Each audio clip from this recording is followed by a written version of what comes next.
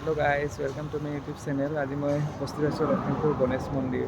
গণেশ পূজাৰ উপলক্ষে কি সুন্দৰকৈ গণেশ মন্দিৰটো সজাই পৰাই ৰাখিছে, মই আপোনালোকক দেখাবলৈ চেষ্টা কৰিম। এয়া চাওক লখিমপুৰ গণেশ মন্দিৰ।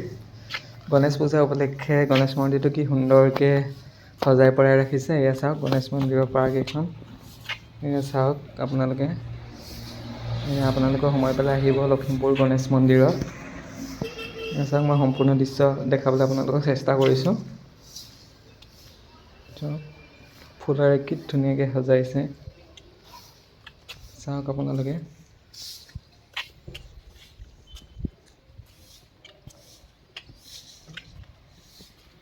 এয়া মই দেখাইছোঁ, ইয়াত এটা বহুত পুৰণি কাছ আছে। তাৰ বয়স হয়তো 100 বছৰো অতিক্ৰম কৰিছে। এয়া চাওক।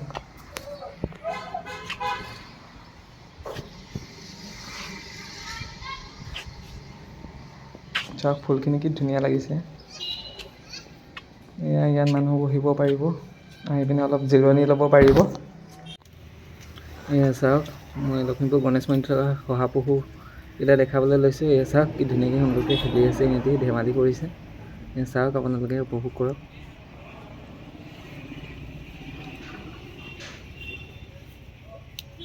চাওক কি ধুনীয়া লাগিছে দেখিবলৈ। দৌৰিছে এটা।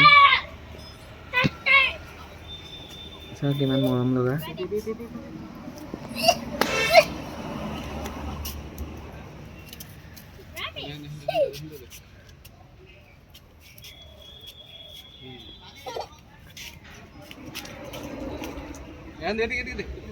চাওক একেলগে গোট খাইছে গোটেইকেইটা শহাপহু।